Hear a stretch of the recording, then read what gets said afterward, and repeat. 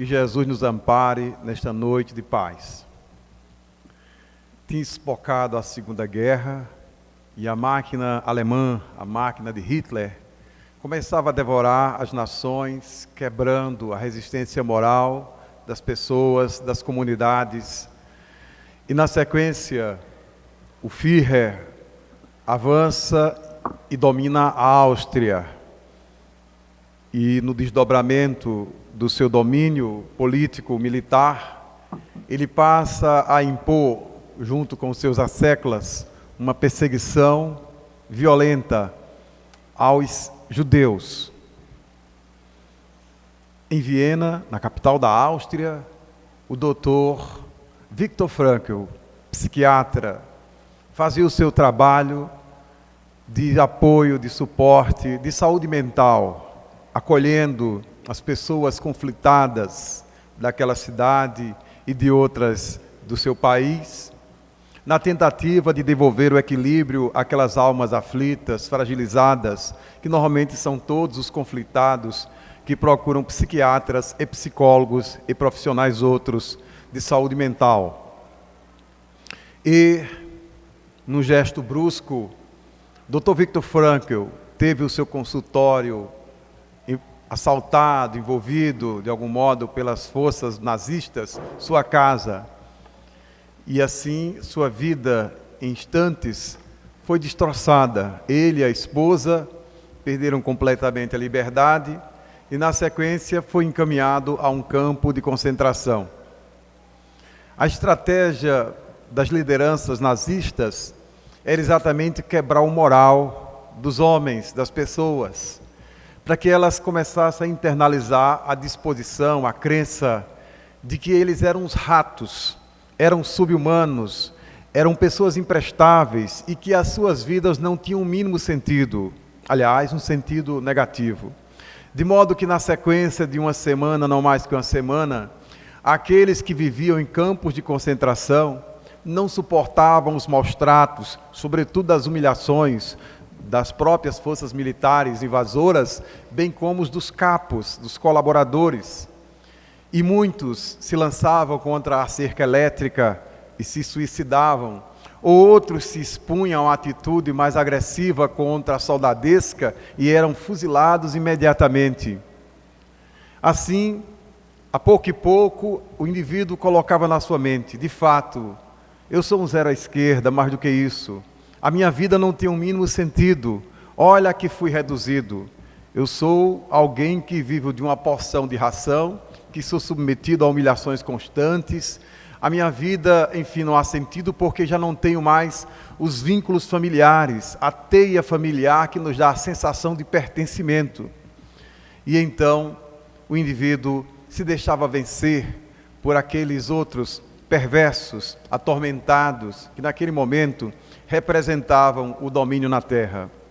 Mas Dr. Viktor Frankl, com sua excelente saúde mental, disse para si mesmo: eu preciso resistir a esse período do campo de concentração.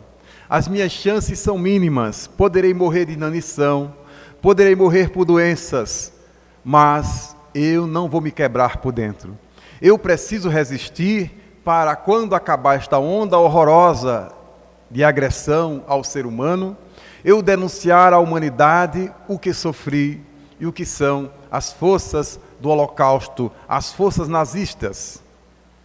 Assim, bem sabemos, com a derrocada de Hitler em 1945, com o avanço das forças aliadas, de fato, o período nazista se encerra na história. As forças alemãs são derrotadas e os processos de liberdade e democracia voltam a pouco e pouco às nações europeias. O Dr. Viktor Frankl, de fato, resistiu àquele período horroroso, terrível do campo de concentração. E, na sequência, ele cumpriu uma promessa que estabeleceu para si mesmo. Eu preciso dar um sentido à minha existência. E, na sequência dos dias e dos meses, reabre a sua clínica e passa a ensinar à humanidade uma doutrina psicológica que até hoje é a inspiração de uma linha muito importante, sobretudo para aqueles que acham que a sua vida não tem sentido, que estão em processo depressivo e que caminham muitas vezes para asilar na própria alma ideias suicidas. A logoterapia. O Dr. Viktor Frankl chegou a viver ainda muitos anos, morreu aos 93 anos, lúcido, trabalhando e viajando pelo mundo inteiro, inclusive visitando o Brasil por várias vezes. Este homem notável entra na história como alguém que contribuiu enormemente para a saúde mental, para a psicologia, para a filosofia. Ele resistiu e é um herói da humanidade. E os nazistas? O nazismo aparentemente acabou pelo menos na Alemanha, mas os nazistas, eles estão por aí, nas situações mais difíceis. Quando nós encontramos criaturas dementadas, em resgates dificílimos, encontramos pessoas com ideias extremamente depressivas e com disposições suicidas, com a consciência de culpa que parece que não tem fim. Muitas vezes é um nazista reencarnado. O Dr. Jader, da Associação Médico Espírita de Minas Gerais, da AME Minas Gerais, que por muitos anos dirigiu o Hospital Espírita André Luiz, lá em Belo Horizonte, ele relata um caso interessante de um paciente que lhe chegou, um rapaz com 35 anos, com um retardo mental acentuado, alguém que tinha vivido no interior de Minas e que a família com muita dificuldade tinha criado. Dificuldades de aprendizagem, mal aprendeu as primeiras letras, o processo de alfabetização. Era um paciente que ficava sempre olhando para o chão, irritadiço, difícil assimilação e aceitação social, não interagia com as pessoas. Era alguém muito agressivo. Então, esse paciente era de difícil convívio a ponto da família deixá-lo no Hospital André Luiz. E, na sequência, ele foi revelando coisas interessantes. Mesmo sendo mal letrado, ele escrevia palavras em alemão. Ele chegava a escrever nomes dos grandes generais alemães. Chegou a dizer: eu quero falar com o general Hermann Göring, que era um dos imediatos de Hitler. Eu preciso que o general me mande os órgãos das vítimas para que eu possa fazer experiências. Esse menino, esse senhor, ele chegava a escrever fórmulas químicas, com carbono, etc., etc., assustando a todos. Dizia detalhes históricos muito robustos, muito convincentes, a ponto das pessoas aqui e acolá terem que ir à internet e confirmar a veracidade daqueles dados. Mas era uma tristeza, uma vida difícil, alguém que se negava mesmo a viver. Era ali um paciente muito complicado. Um desses dias, quando uma enfermeira e duas auxiliares se aproximavam dele para ajudá-lo, porque lá no Hospital Espírita André Luiz tem as enfermeiras, as profissionais, mas também tem as auxiliares, pessoas espíritas que voluntariamente colaboram no hospital. Um hospital para doentes mentais graves, que inclusive trabalham com um duplo tratamento. Um tratamento médico, psiquiátrico e um tratamento espiritual, com passe, reunião mediúnica, etc., etc. Então, quando ele viu aquelas três moças, ele imediatamente se põe de joelhos num gesto automático e diz: me perdoe, e começa a chorar: me perdoe. Elas não entendem, e ele vai nomeando as três. As moças tomam nota, vão à internet e descobrem aqueles nomes, porque de fato ele no passado tinha, identificando aquelas três moças que eram judias, ele se interessou por uma delas para usá-la. E as outras duas encaminhou a um campo de concentração e, na sequência, a uma câmara de gás. Então, ele tinha matado as três, antes de ser viciado uma delas. E ali estava a lei da vida, devolvendo aquelas três moças agora como alguém que se empenhava para lhe restituir a saúde mental completamente comprometida. Os nazistas estão aí, os que fazem ou fizeram o mal estão aí de volta, carpindo em grandes dificuldades aquilo que impuseram, as dores que impuseram aos outros, porque a lei é pedagógica, a lei nos faz ver exatamente aquilo, a dor que nós só colocamos para que os outros sofressem. A expressão popular: pimenta nos olhos dos outros é refresco. A gente tem uma abstração, não sabe a dor que impõe aos outros. Então é preciso muitas vezes que a gente sofra essa mesma dor para poder avaliar e nunca mais repetir o gesto insano.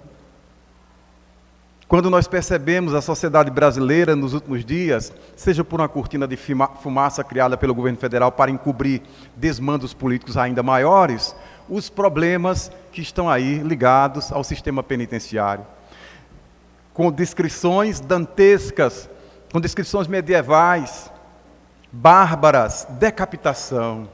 Uma decapitação não se encerra ali. Vamos dar um exemplo. Tivemos no Brasil um grande espírita que foi decapitado durante a Revolução Francesa. Nos referimos a Luciano dos Anjos, jornalista lá do Rio de Janeiro.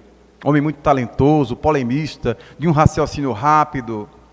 E Luciano fez uma sequência de regressões de memória com Hermínio Miranda, lá em Volta Redonda, e se identificou claramente como Camille Desmoulins, o jornalista da Revolução Francesa, que foi decapitado em 1793, durante o Terceiro Terror.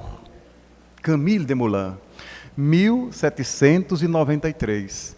Passados quase 200 anos, Luciano dos Anjos reencarna no Rio, já tinha quase 80 anos, ele tinha um problema, até hoje, tinha antes de desencarnar, de deglutição.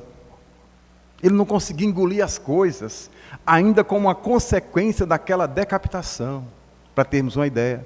Então, os gestos bárbaros, violentos, não se encerram ali mesmo. Por isso, Jesus anunciou, naquele contexto do Sermão do Monte, as duas bem-aventuranças anotadas por Mateus 5,4 e 5,9. Bem-aventurados brandos, porque eles possuirão a terra. E bem-aventurados os pacificadores, porque eles serão chamados filhos de Deus, ou pacíficos, conforme a tradução.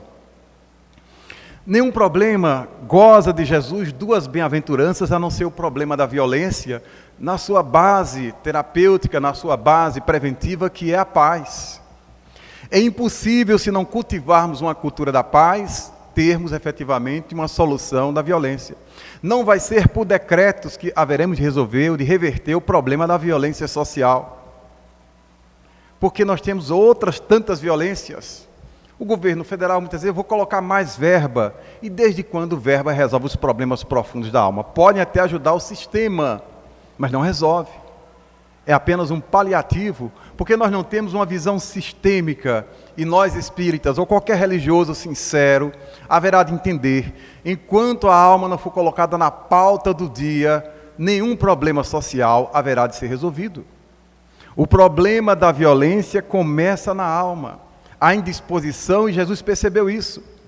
Nós aprendemos com o 5º mandamento lá em Moisés: não matarás. Isso é muito antigo. Isso é, na verdade, 1.600 anos antes de Cristo. E nós não estávamos, muito provavelmente, em outro planeta, nós estávamos reencarnados aqui na Terra. Isso quer dizer que esse não matarás já passou muitas vezes pela nossa alma. Já está cristalizado. E toda vez que o indivíduo investe contra o outro, numa disposição homicida, ele violenta desde Moisés até os dias atuais. Mas Jesus, ele faz um aprofundamento da lei, porque ele vem dizer: não vim destruir a lei, mas lhe dar cumprimento. Em grego, plerusai. Ou seja, ele propõe um desenvolvimento, ele propõe um desdobramento daquilo que foi posto uma primeira vez, de forma superficial ou genérica: não matarás.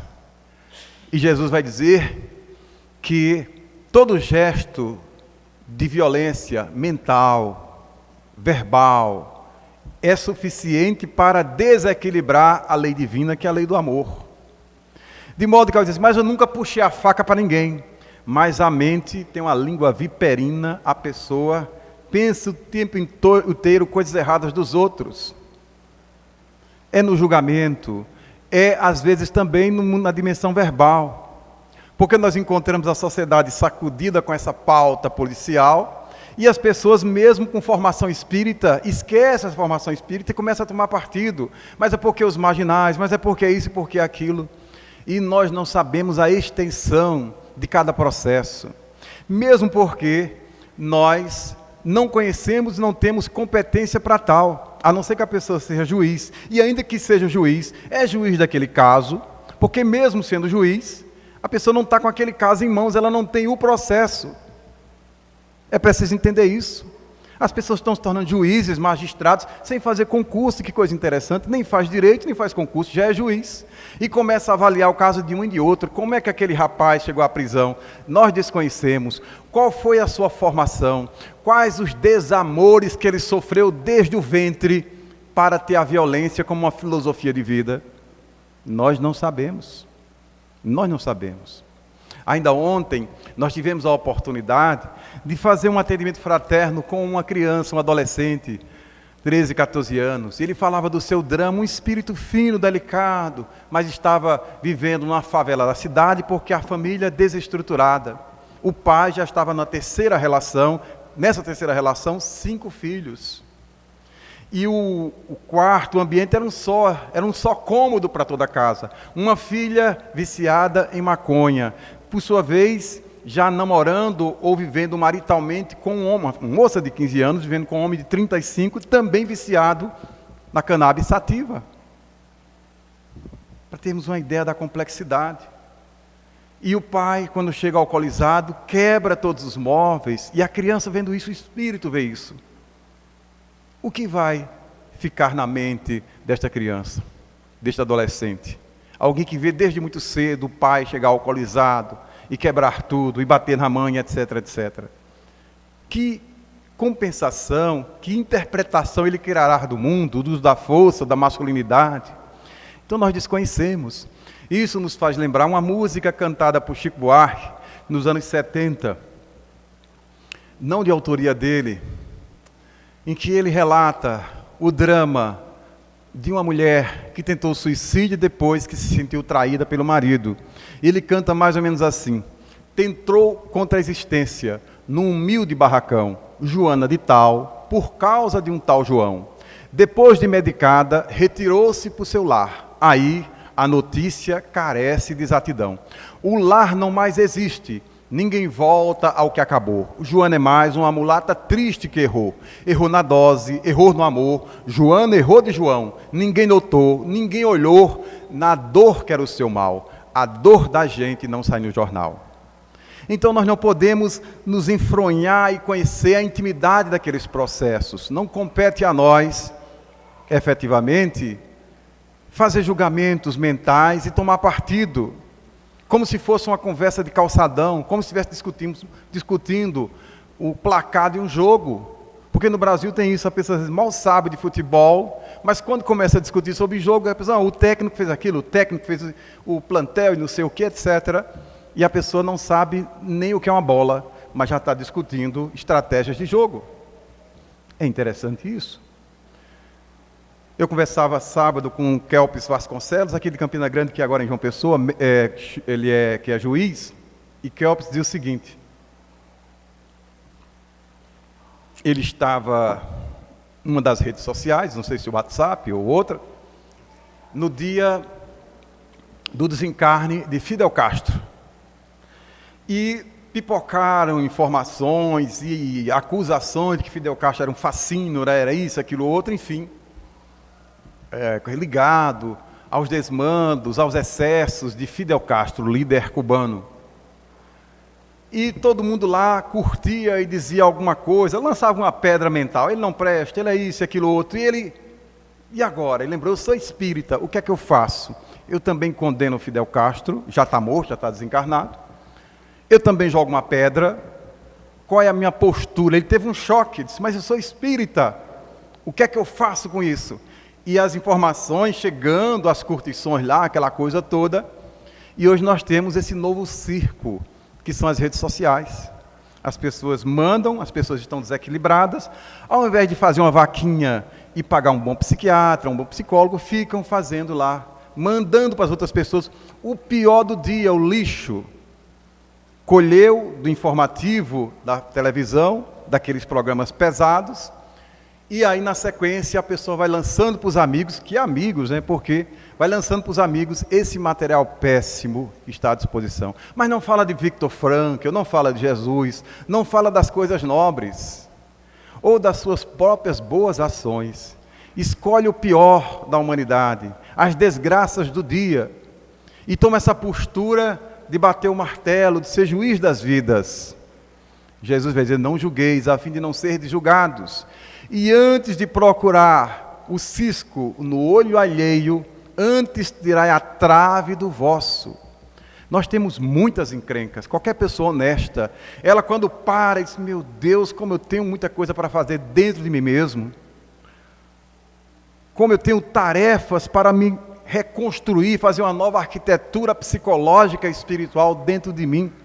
Como é que eu posso, ainda tão precário, limitado, ainda em construção, em formação, em evangelização inicial, como é que eu posso me colocar na condição de juiz das vidas? Jesus não foi juiz das vidas. Naquela circunstância, colocaram a mulher adúltera para ser julgada por ele. E ele evitou ao máximo entrar na conversa, até que foi provocado ao extremo, e ele toma aquela postura, né?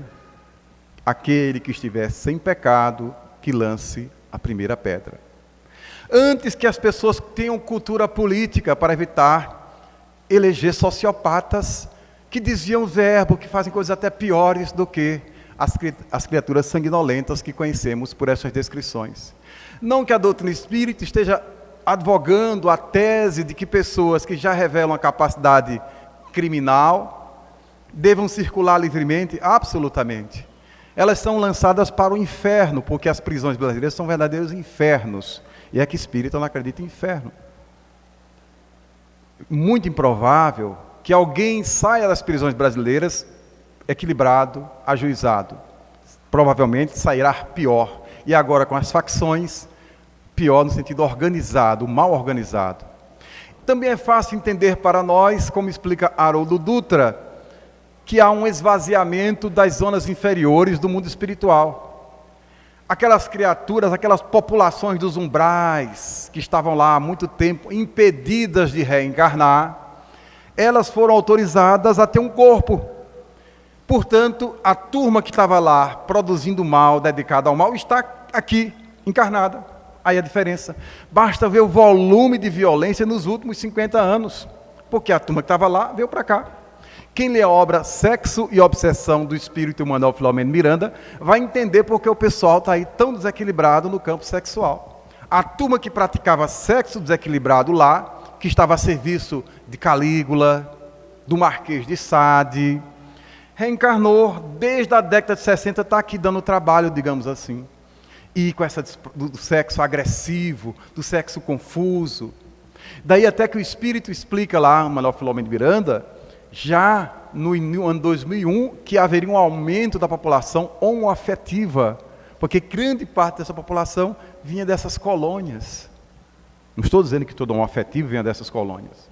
É o Espírito que informa isso, já alertava, para termos uma ideia.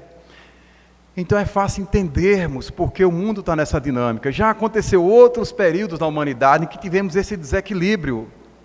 Há um controle das populações, o mundo espiritual tem um controle sobre as reencarnações. Na Idade Média, por exemplo, houve um afrouxamento, foi conveniente que houvesse uma reencarnação em massa de parte de espíritos endurecidos e barbarizados.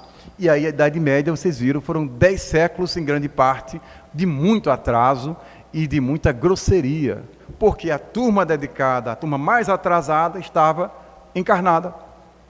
Na Segunda Guerra Mundial percebemos a mesma coisa, a barbárie, e agora de forma mais ou menos semelhante. Mas, por outro lado, nós já temos populações sensíveis, dedicadas ao bem, por isso se incomodam tanto com essas expressões de pouca civilização. A nossa postura é exatamente de se comprometer com uma cultura de paz. Quanto custa uma prece? Absolutamente nada. A pessoa pode estar desempregada, numa situação difícil, mas ela não pode dizer: eu não tenho condições sequer de fazer uma prece, porque a prece é gratuita. Qualquer um pode tomar a atitude de prece, de meditar, de uma boa leitura, de pensar o bem. Absolutamente nada custa isso. Qualquer um de nós é capaz de fazer algum bem para equilibrar essas forças. Se não fossem as criaturas boas, dedicadas ao bem, que diariamente estão produzindo o bem, estão amando, estão produzindo energia de paz, estão espalhando o magnetismo do amor, não fossem essas criaturas, o mundo já teria virado. É isso que equilibra, que faz com que o mal não domine completamente. Mas o que acontece é que o bem ele é discreto. Quem faz o bem não coloca na rede social. Acabei de fazer uma coisa boa. Não. Quem faz o bem, faz em silêncio. O bem é discreto, é silencioso. Ele é descoberto, não é anunciado, nem autopropagado.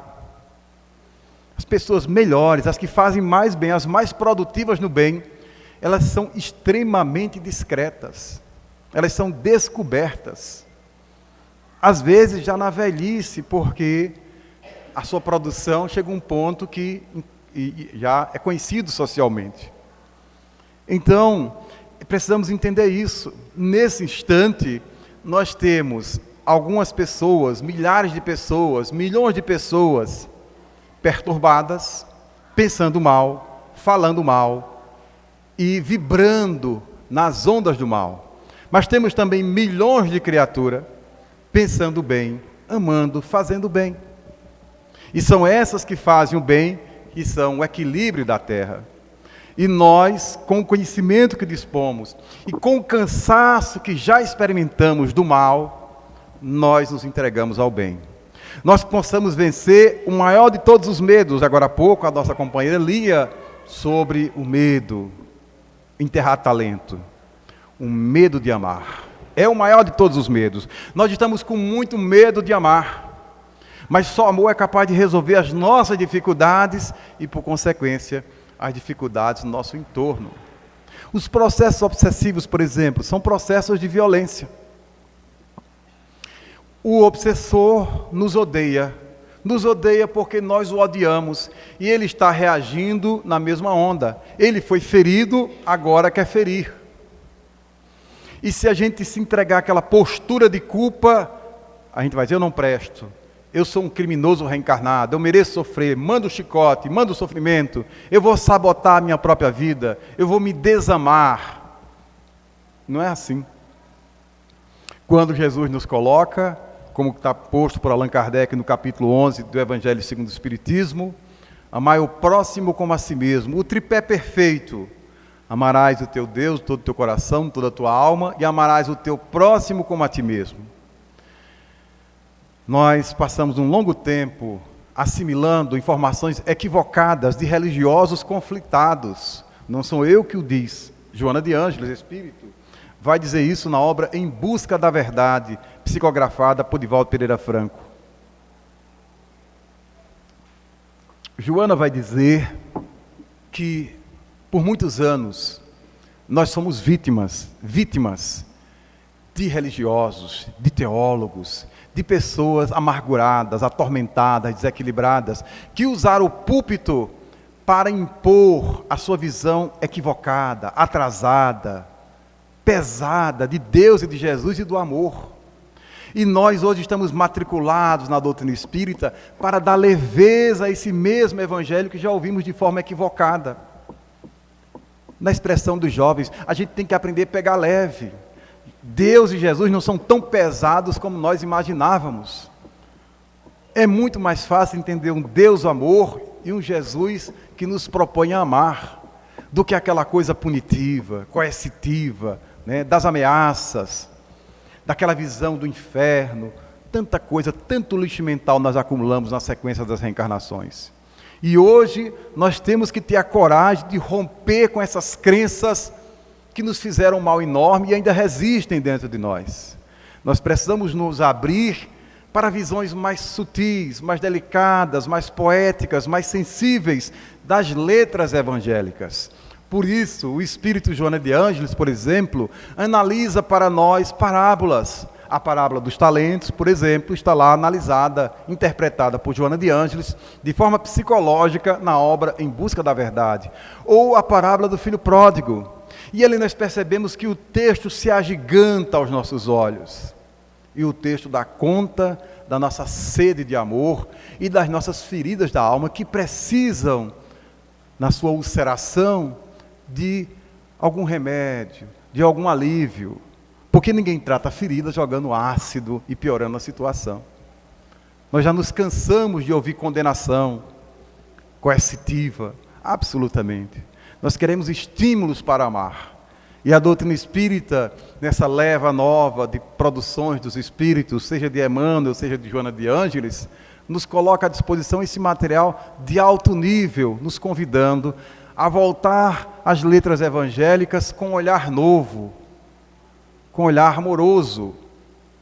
E é isso que efetivamente faz toda a diferença. Nós precisamos, enfim, consolidar essa cultura do amor e da paz. E isso não vai se resolver com um punhado de palavras ou alguns milhões de reais enviados pelo governo federal, absolutamente. Isso começa na intimidade de cada um de nós. O governo tem lá suas competências e nós, como cidadãos, estamos vigilantes para com esse e outro qualquer governo. Mas é preciso pensar também no autogoverno. Será que eu me governo? Será que eu me controlo? Será que eu tenho um domínio das minhas emoções? Será que os meus pensamentos, as minhas imagens mentais já atingiram uma sutileza, uma leveza compatível com a doutrina espírita a quem tanto amo? Precisamos colocar questões como essas e tentar respondê-las de forma positiva. Por isso, para todos nós, o Evangelho é um grande convite.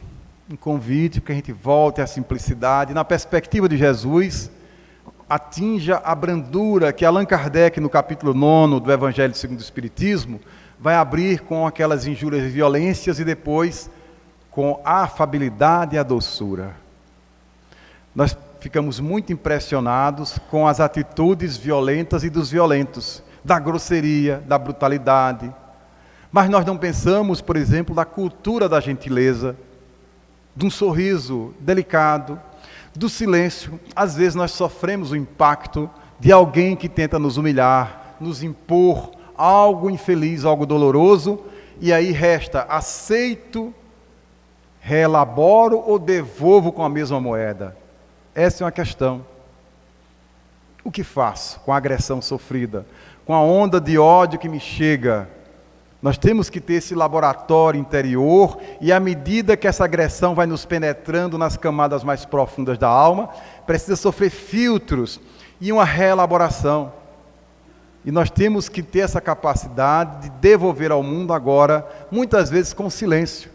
Por isso, essa deseducação do uso das redes sociais, muita bobagem, muito falatório desnecessário.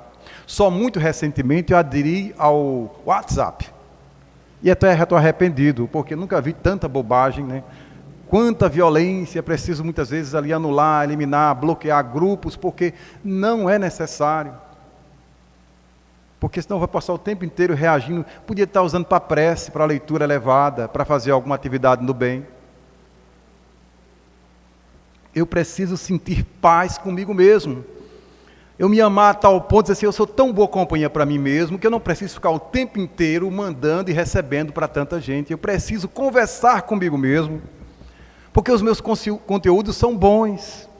Eu descobri em mim mesmo a enorme capacidade de amar. Por que é que eu fico assim, nessa postura interativa que não para? Para que tanta informação? Para que tanta imagem? Menos, como diz, menos. É preciso ter essa postura mais tranquila e se dedicar mais à poesia da vida, olhar mais para as flores, para as crianças, ajudar mais, ficar em paz consigo mesmo, mais silêncio, mais tranquilidade.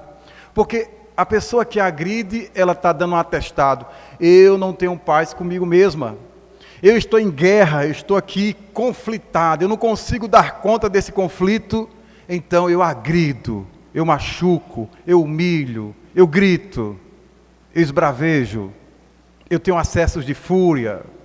E quando a pessoa tem paz, pelo contrário, onde ela chega, se estabelece aquela quietude, aquela serenidade. É próprio da sua natureza. E isso não vai ser uma coisa dada pelos céus, de graça. Aquilo ali vai ser conquistado passo a passo. As pessoas pensam que o amor é uma coisa assim, ó, feito de Hollywood, assim, achei um amorzão ali, grandão, pronto, encaixado, perfeito. Não, é conquistado passo a passo. Quem vê lá Garimpo de Amor, do Espírito Joana de Ângeles, psicografado por Divaldo Pereira Franco, vai ver isso. O amor é exercício. Quando você encontra uma pessoa que ama muito, é porque ela anda exercitando e exercitou muito amor. Assim como a rapaziada, as moças vão para a academia para desenvolver a musculatura e aquela coisa exige muito esforço, do mesmo jeito, quem tem uma musculatura em fibratura moral, aquilo ali foi conquistado, tentou uma vez, tentou duas, tentou 1000, tentou 10.000, aí consolida, a pessoa já consegue amar. Depois de tanto exercitar, amor é exercício. Paz também é exercício. E nós precisamos dar o tom, não de forma agressiva, sair por aí espalhando de forma ostensiva, mas sempre que necessário afirmar a força do bem, de forma pacífica. Questão 932 de O Livro dos Espíritos, quando Allan Kardec pergunta por que os bons se sobrepõem aos maus.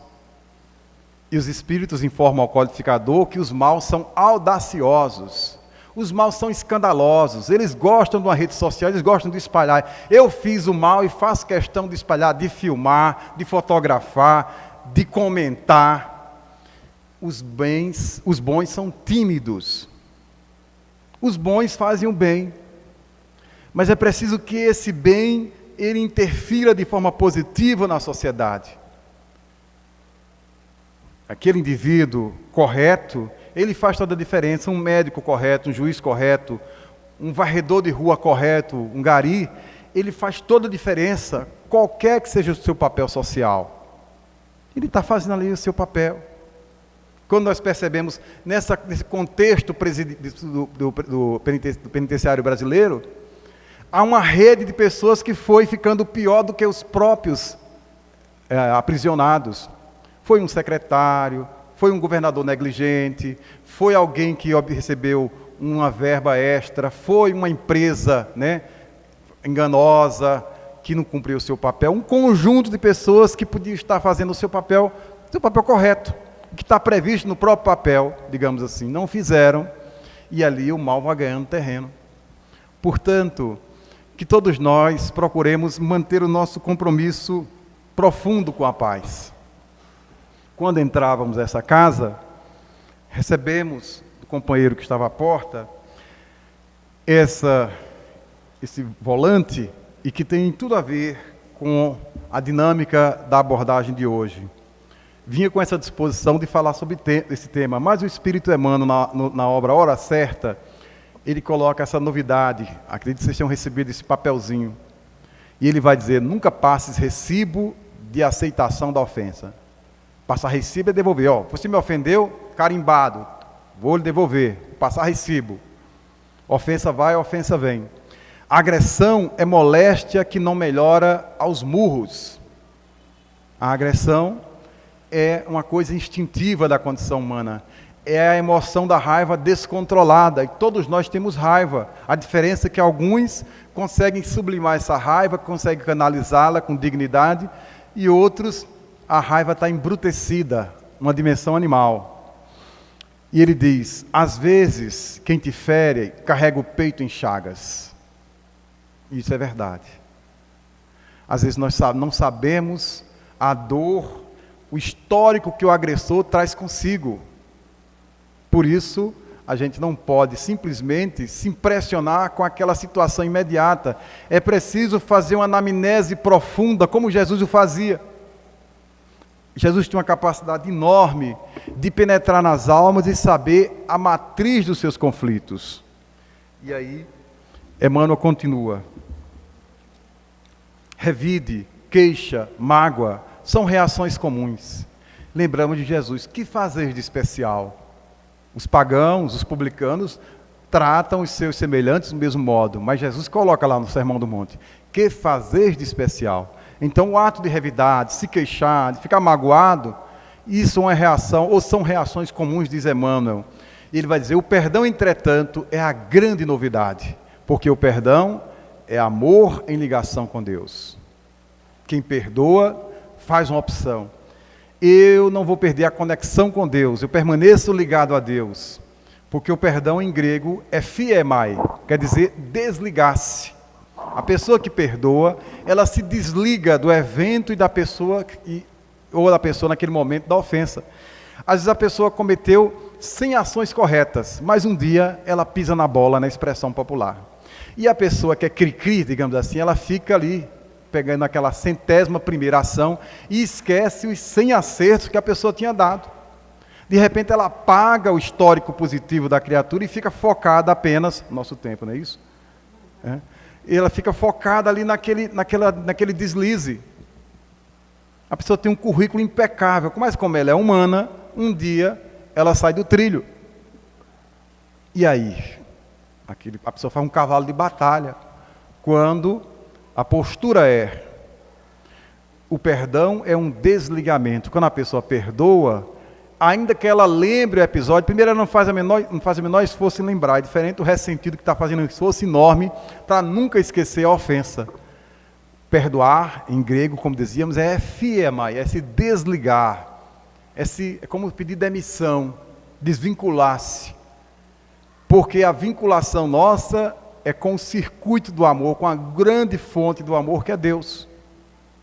Ao invés de eu assimilar aquela carga de ódio, aquele desequilíbrio da pessoa, e colocar dentro da minha alma, e aquela coisa ser um vírus, um cavalo de Troia, que vai ali fermentar e daqui a pouco também vai me adoecer, eu recuso que aquela coisa tenha essa penetração toda, porque eu sinto paz, eu me sinto bem, estando vinculado ao amor de Deus.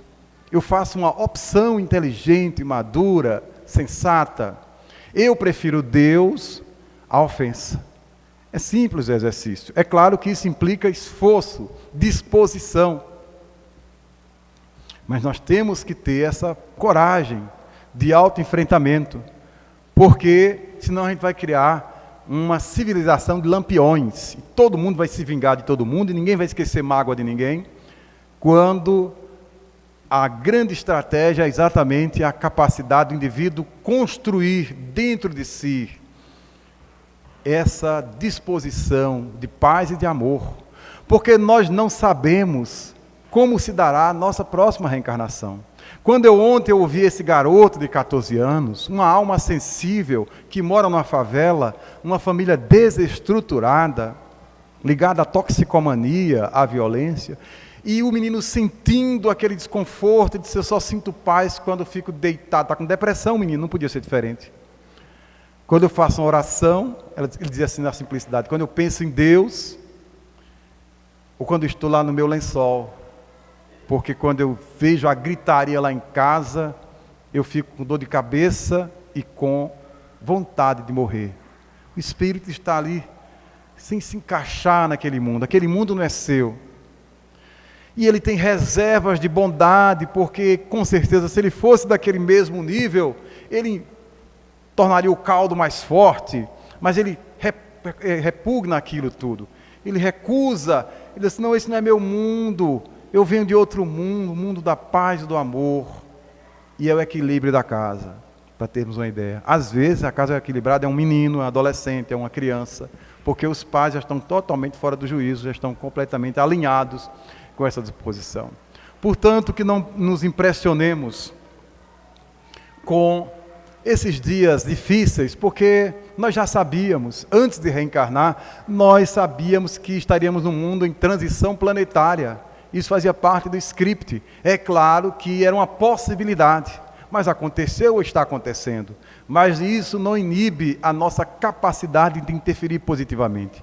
Pensemos o bem, nos comprometamos a viver em paz. E aí nós aumentaremos a nossa disposição de afetar o mundo de forma elevada. Gostaríamos de encerrar com essa outra parte que está na mensagem. A mensagem do Espírito Meimei. Quando muitas pessoas estão desencantadas hoje, ficam impressionadas com essas notícias ditas negativas, e não somente com as notícias negativas, mas com essa disposição adoecida de ficar repisando coisa negativa.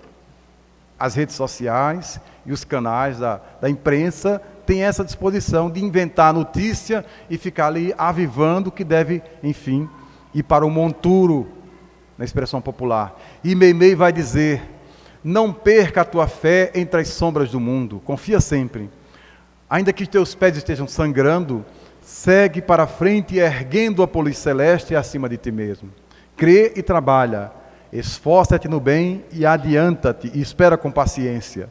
Tudo passa na terra, tudo se renova, mas o que vem do céu permanecerá. De todos os infelizes, os mais desditosos são os que perderam a confiança em Deus e em si mesmos, porque o maior infortúnio é sofrer a privação da fé e prosseguir vivendo.